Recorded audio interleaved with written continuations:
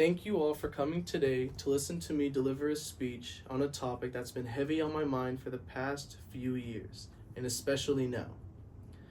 My mother had to watch my grandma pass away in an excruciatingly painful way. Her body was dripping with blood. Her every single bone in her body was broken. Her eye and brain were out of where they should have been on her body. She lived like that for 14 painful days. Thank God that after 14 days of living like that, we decided to pull the plug.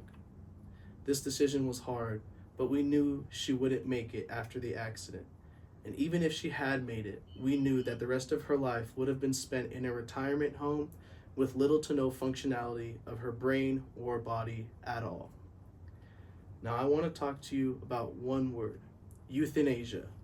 This one word has rocked the nation with one question. Should euthanasia be legal? Should euthanasia be legalized or not? Euthanasia is about giving a terminally ill person dignity in their last few months of dying. It's about being able to end their pain and stop their suffering when it's been enough. It's about showing compassion when they need it the most in their dying moments.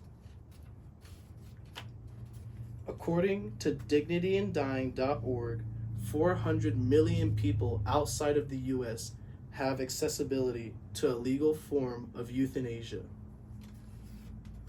So I have just one question for the entire United States. Why don't we? Why don't any people of the United States have the option, besides 10 states and Washington, D.C., to choose whether they get to die peacefully with their dignity or not, whether they have to suffer and go through prolonged times of pain? According to procon.org, 10 states and one city, which is Washington, D.C., have euthanasia legalized. But in all of the United States, there are 0 federal laws about euthanasia. What this means is that each state controls whether euthanasia is legal or legalized. So through pain and suffering, we have to keep in mind cancer patients and also people going through ALS. These people have nerve and brain cells that die off. When this happens, people can be left completely paralyzed. If you were completely paralyzed, unable to clean yourself, to bathe yourself, to clothe yourself, would you really want to continue living like that? Most people don't.